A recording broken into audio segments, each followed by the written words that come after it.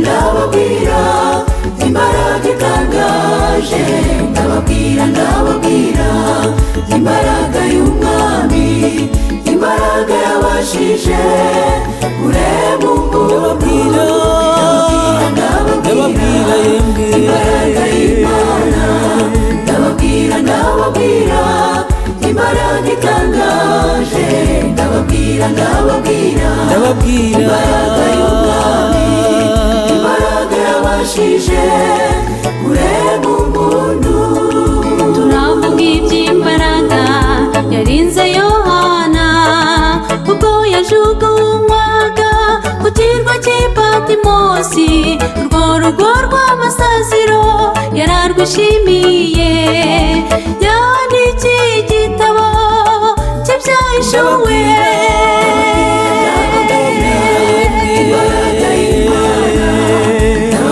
Ndababwira imbaraga itangaje, ndababwira imbaraga y'umwami, imbaraga yabashije kurema umuntu.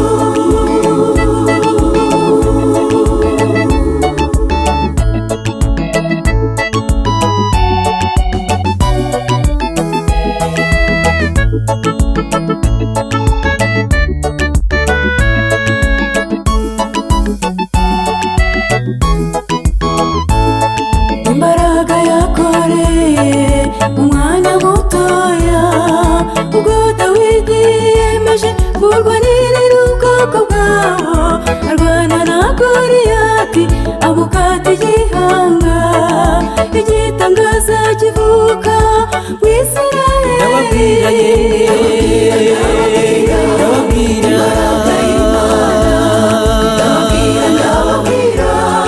Imbaraga itangaje, ndababwira imbaraga y'umwami, imbaraga yabashije kurema umuntu.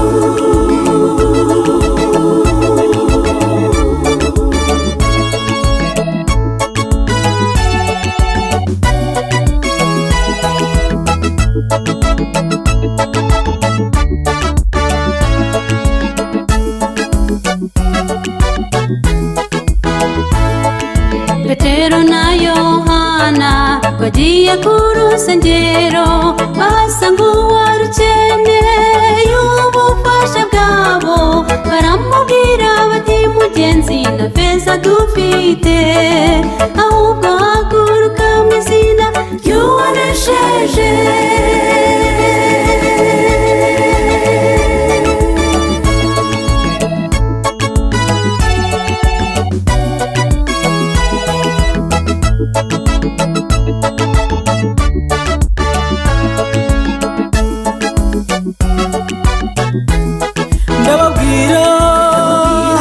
Ndababwira yemwe, ndababwira imbaraga itangaje, ndababwira yemwe, imbaraga y'umwami, imbaraga yabashije kurema umuntu. Ndababwira yemwe, ndababwira imbaraga itangaje, ndababwira namwe, imbaraga y'umwami, imbaraga yabashije